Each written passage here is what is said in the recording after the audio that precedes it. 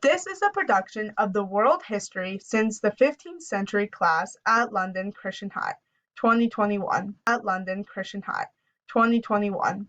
We are Lily Sinky and Teresa Wang, and today we will be talking about trade relations in China. This is not a place whose background we share, but we are hoping to use our research skills to share these lesser known histories in an effort to foster community and understanding. As we are covering a colonial experience, we would like to give a content warning to our listeners. We will be talking about battles and defeats that have greatly impacted the way China was colonized. We are not the voice for the ancient Chinese people. We are basing our information on archaeological and written historical evidence. The Chinese oral traditions may differ, and we are not the authority on oral traditions, but fully respect the narrative and encourage you, the listener, to find out more. Also, please forgive us if our pronunciations are not correct despite our efforts to learn proper pronunciations to honor this culture. It was an honor to work with Teresa to learn about her family's history. It was an amazing experience to learn about China from a lot of different perspectives. When I read this story about China, I want you guys to get a different perspective on China and the civilization that they built up from the ground. This is important because in the news today, we are always hearing about the bad things that China's government is doing. And as history students, we must not let that define China's culture, history, and how China had a significant historical influence on Europe's civilization and culture. As history students, we have learned how to research the truth and give credit to countries and civilizations that haven't been recognized. China is one of those countries that deserve our attention because they have changed the course of history in so many other countries than just their own. When I read this story about China, I hope you guys learn the truth about their culture and how they changed the world. I want you guys to learn how Europeans colonized China only for China to influence Europe in the end. China is the largest country in Asia and the fourth largest country in the world. In today's time, China is among the world's fastest growing economies. How can this be that China still continues to grow in every aspect of what makes not just a powerful country, but one of the strongest civilizations that the world has ever seen? Most importantly, what has changed world history? China's trade relations have not been only amazingly significant to China's history, but it is significant to the history of the whole world. China's trade relations connected them with countries like Europe, the Middle East, the Spanish, and Japan. The trade route that changed the course of history starts before our required timeline. However, it is really important to get the big picture and to know the historical significance of China's history.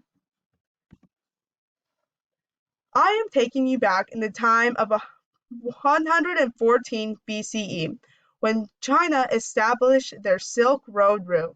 The Silk Road route that went across northern China changed the world history in many dramatic ways. It was the invasion route of armies to Europe and West Asia. It was the source of income for important crops and technology exchanges. It was the route that caused the spread of plagues, and it was the route that made spreading religion to other parts of the world possible. All of these greatly impacted China during the Ming Dynasty, which lasted from 1368 to 1644. Now let me take you for a journey on the Silk Road during the Ming Dynasty. Silk and porcelain were the two best-selling products over the Ming Dynasty. Silk was the most valuable because it was light, easy to transport, and was said to be worth its weight in gold. Chinese silk was regarded as a treasure in ancient Central Asia, West Asia, Africa, and Europe. The European market had the biggest demand for silk, and Chinese silk was highly appreciated in Europe. Silk is one of the reasons why Britain established colonies and trade links in Asia. Porcelain was heavier and fragile, and it wasn't until the Ming Dynasty that the industry got a lot of attention from Europe. China made porcelain strong and attractive, and in return, it made China stronger and more attractive. There is no other product in the world that has achieved such a lasting influence for hundreds of years in all the different parts of the world. Porcelain changed China's development, and it is the foundation of China's strong civilization. Porcelain created new jobs for the Chinese, and it motivated the uprising for forestry, shipbuilding, transportation, construction, toolmaking, printing, designing, and painting. Not only did porcelain benefit China, but it influenced the Netherlands, Britain, Portugal, and France. The Ming Dynasty's biggest production was blue and white porcelain. In 1603, porcelain gained the most attention it has ever gotten when some Dutch people captured Portuguese cargo ships bearing thousands of pieces of Ming porcelain. These were auctioned, and this ignited a porcelain mania in Europe.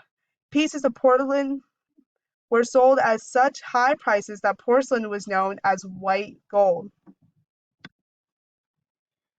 The porcelain road takes us right out of the Ming Dynasty and into the Qing Dynasty.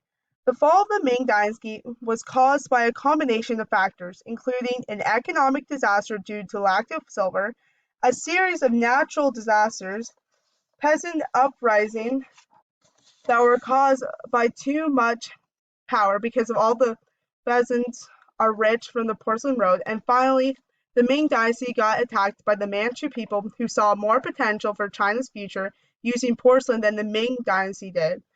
The rise of the Qing Dynasty started when the Manchu people regained control of their homeland, Manchuria, moved south, and conquered Beijing in 1644. In 1680, the Manchu established complete control over all sections of China under the same name of Qing Dynasty. Emperor Kangxi was the emperor of the Qing Dynasty during the time. He ruled the empire from 1661 to 1722. Kangxi, born Quan Yi, was one of the longest-reigning empires in Chinese history. Emperor Kangxi took over the porcelain road and reorganized the production of it as trading ports. He made it so that the countries like Britain and France can personalize and specially order their porcelain art.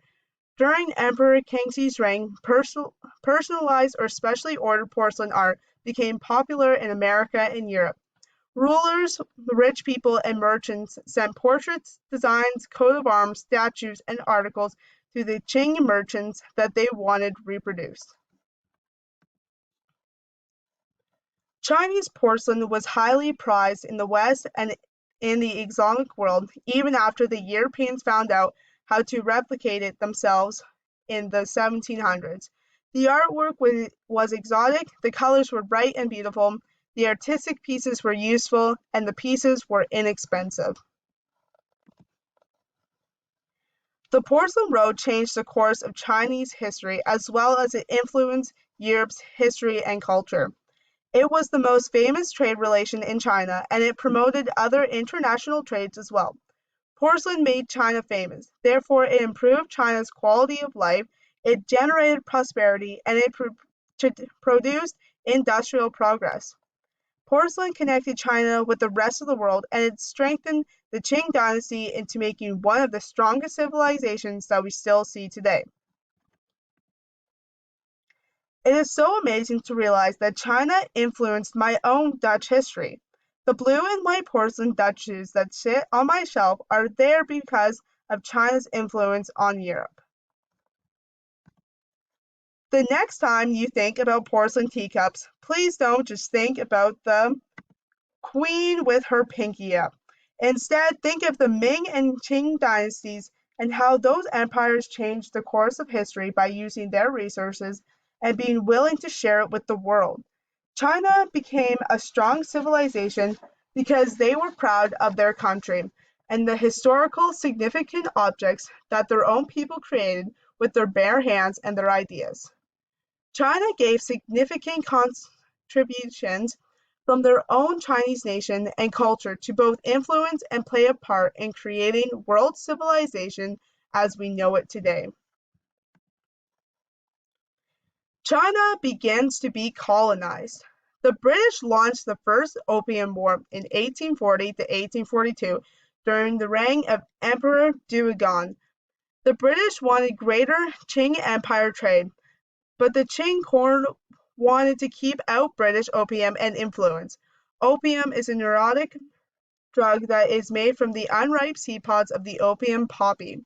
For centuries, opium was used as a painkiller in the Middle East, Asia, and Europe. Anglo-French Allied forces launched the Second Opium War in 1856 to 1860. In these 2 years, Europeans easily defeated the Qing dynasty and navy and forced the Qing to give them trading ports. China became a semi-colonial and semi-feudal society. The Opium Wars also opened a new chapter in the Chinese people's long history of resistance and foreign aggression. The Qing dynasty achievements starts with how they expanded China greatly, starting off with a population of about 150 million and ending up with 450 million people living in China.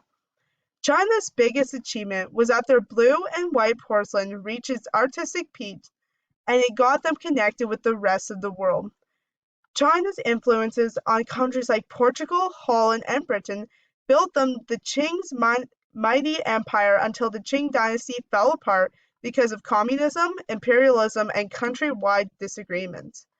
The Ming and Qing dynasties will always be remembered for their cultures changing the course of history and the way that humanity thinks today. We will always be impacted by China's influences, and our world will forever be changed by China's ideas and inventions. China motivated the rest of the world to be creative and to build everything from scratch. Countries watched China grow, and then the world began to grow. China's strength is why the world countries today are strong. China improved our world, and they pushed economies to be better. China set the bar for the world's future. Thank you for listening to our story, Trade Relations in China.